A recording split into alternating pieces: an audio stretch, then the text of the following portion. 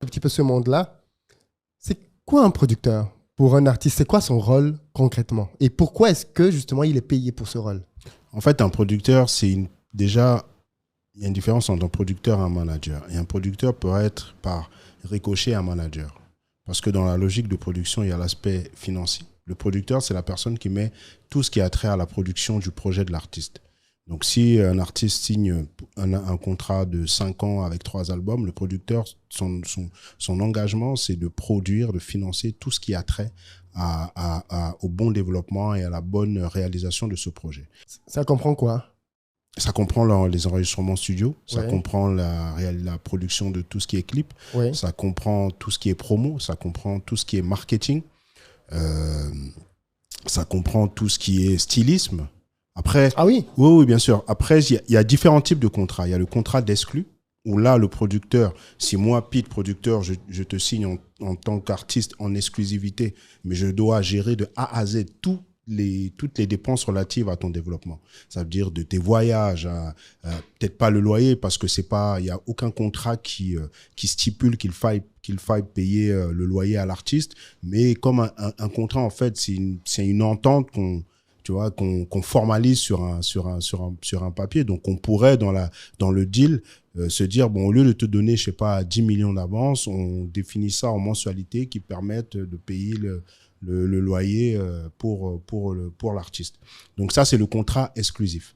Maintenant, il y a le contrat de licence où tu es ton propre producteur et la personne qui licencie, en général, la major qui te licencie, investit à un pourcentage défini pour la production de ton projet, pour la production de ton clip, etc. Et il n'y a aucune obligation, justement, de prendre en charge tout ce que implique un contrat d'exclusivité. Et ensuite, tu as le contrat de distribution qui est en fait, comme son nom l'indique, juste un principe de distribution. Ça veut dire que tu te produis de A à Z, tu te débrouilles pour avoir tes financements, pour faire tes clips, pour faire ton marketing, pour faire ta promo, et le distributeur met juste en ligne, sachant qu'aujourd'hui, la consommation, elle est essentiellement digitale. Le distributeur met juste en ligne, mais tu restes le propriétaire de tes œuvres. D'accord, donc en gros, il y a quelqu'un qui joue le rôle et le manager, pour le coup? Le manager, en fait, est la personne qui organise le programme et la carrière de l'artiste. Ok. C'est-à-dire qu'un manager comme nous, en tout cas, nous, on a connu à notre époque, c'est une personne qui peut penser le projet de l'artiste. Ça veut dire qu'il peut penser artistique, qu'il peut penser positionnement, qu'il peut penser finance, ça veut dire gestion des finances de l'artiste. C'est vraiment une personne qui fait le travail à 360, mais qui ne met pas d'argent sur l'artiste. La différence, elle est là. Le producteur, lui, il peut mettre de l'argent et en même temps manager et en même temps tout ce que j'ai cité, mais le manager, lui, il peut pas parce qu'il a la limite de l'implication financière.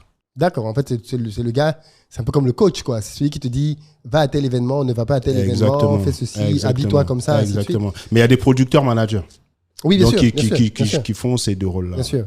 Mais le manager, lui tout seul, il n'a pas la capacité financière. Il n'a pas la capacité financière. En tout cas, même s'il le fait, il sera remboursé par le producteur, mais il n'a pas le statut de producteur. Ok. Il peut le faire parce que sur une action concrète, le producteur n'a pas eu à donner les liquidités conséquentes. Donc, le manager peut avancer et se faire rembourser par le producteur. D'accord. À une certaine époque, les artistes vivaient beaucoup de leur musique, dans le sens où ils vivaient des CD. Ouais. Peut-être les plus jeunes ne savent même pas ce que c'est. C'est des cassettes vinyles. C'est que cassettes vinyles, ils ne savent pas du tout ce que c'est. Ouais. Aujourd'hui, avec le stream, avec YouTube, c'est très compliqué. Le CD est quasiment mort. Ouais. Comment les artistes vivent aujourd'hui? Ils vivent du stream, parce que sur les territoires européens ou américains, ou que ce soit nord-américain ou sud-américain, ou même les territoires asiatiques, partout sauf en Afrique, en fait. Ouais, mais c'est en train de s'accroître. Donc, on vit du stream aujourd'hui, puisque le mode de consommation majeur aujourd'hui, c'est le stream. Mais il y a beaucoup de choses qui se développent autour. Il y a les lives, les concerts, tout ce qui est concert. Donc, tu vois qu'il y a une recrudescence de concerts, de tournées, de concerts en club, de booking en club. Il y en a beaucoup. Il y a aussi ce qu'on appelle le brand, c'est la valorisation de ton image par des deals avec des marques. Et tu as aussi le merchandising. Le merchandising, c'est l'opération, par exemple, qu'il y a eu sur Super 95, où il a fait un pop-up store avec des habits à l'effigie du nom de son album, Société Suspecte, etc. Donc ça aussi, le merchandising aujourd'hui, dans les revenus des artistes, prend une place prépondérante. D'accord, ok. Donc effectivement, j'ai pas dit ils sont pas à plaindre. Mais en tous les cas, ils sont pas à plaindre quand ils marchent. Ça reste le même problème. Quand il y avait le CD, c'est pas tous les artistes qui vivaient de leur musique. Les artistes qui vivaient de leur musique, c'est ceux qui vendaient 100, 150, 200, 300 000 albums sur la durée, sur les différents projets qu'ils sortaient. Donc là, il y a une réelle économie. Mais aujourd'hui, c'est pareil. Si tu streames pas des masses, si t'as pas un succès, si t'as pas un impact, tu vas pas générer de revenus. J'ai l'impression que l'univers de la musique est un peu comme celui du foot. C'est-à-dire que quand tu regardes les contrats que Kylian Mbappé, par exemple, peut gagner aujourd'hui, tu te rends compte qu'il gagne tellement plus que Zidane ou que Platini. Est-ce que c'est un peu la même chose dans la musique? C'est-à-dire que de nos jours, les artistes gagnent tellement plus que... Oui, parce que au fur et à mesure du temps, les choses se démocratisent, les esprits s'ouvrent, les intérêts, les enjeux deviennent de plus en plus gros. Donc, les revenus deviennent de plus en plus importants pour les acteurs des différentes industries dont on parle, que ce soit le foot ou que ce soit le sport. D'ailleurs, on va prendre le sport dans sa globalité, ou la musique, ou même le cinéma. À l'époque, on avait à l'époque où on va parler en francs, un acteur prenait 1 million de francs. Avec le passage à l'euro, déjà 1 million d'euros, c'est pas 1 million de francs, c'est déjà c'est déjà beaucoup plus en euros que en francs. Donc ça ne cesse d'accroître en fait. C'est comment l'environnement grandit, mûrit, ça fait en sorte que il y a plus d'attractivité, donc plus de revenus, donc plus de reversements plus conséquents pour les acteurs. Alors, une question qui m'a toujours interpellé, toujours avec le parallèle du foot.